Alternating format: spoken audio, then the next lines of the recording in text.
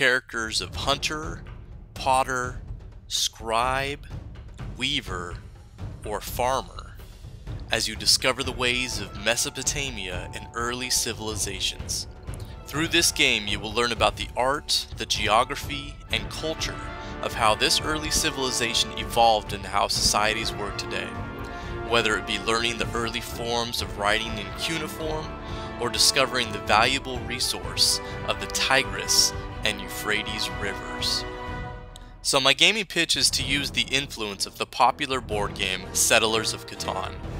Students will love playing this game because it is never the same each time you play. Students will learn the effects and importance of probability through the roll of two six-sided die. The object is to settle on parts of the board with the higher probability on each roll in order to build your settlements the fastest while collecting and using important resources such as lumber, iron, wheat, sheep, and brick. Each settlement is worth 1 victory point, so the first one to strategically gain 7 points would win the game. This game teaches students the value of trade, settlement, and discovery, which is the connection to how early civilizations of Mesopotamia formed. So I wanted to modify this game specifically to personalize it for my 6th graders, and this is where the choice of character for the hunter, potter, scribe, weaver, and farmer come in.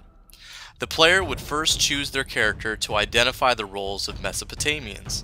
Instead of rolling the dice to see what their resources were, the player would have to answer a vocabulary question from the pile of the vocabulary deck, or an answer to an essential question from the essential questions deck.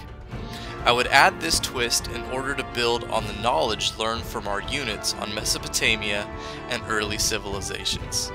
There's many other ways that I could modify this game, but I believe this would be the best to enhance what we've learned from our units and lessons in social studies. Finally, I would be able to extend the lessons online by allowing the students to practice their gaming skills with the Catan version on the internet. Students would be challenged with this way of gaming because they would have to transfer the knowledge learned from our version of Conquering the Crescent. But through these challenges, this is where the student would get hooked to be able to play on their own at home and in school. So that is how I would incorporate a game in my class environment to enhance social studies standards and curriculum.